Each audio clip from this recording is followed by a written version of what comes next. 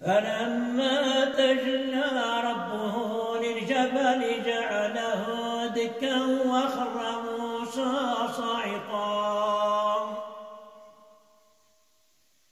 فلما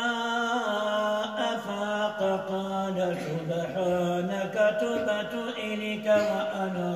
أول المؤمنين قال يا موسى إني اصطفيتك على الناس برسالتي وبكلامي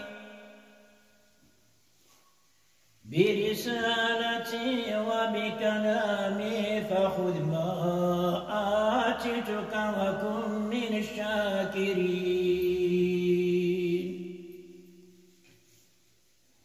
وكتبنا له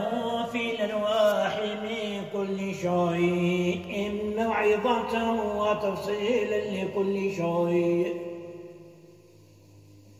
فخذها بقوة وأمر قومك يأخذوا بإحسانها سأريكم دار الفاسقين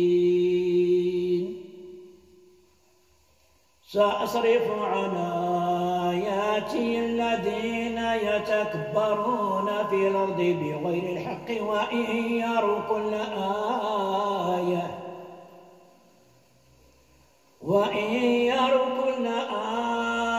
آية لا يؤمنوا بها وإن يروا سبيل الرشد لا يتخذوا سبيلا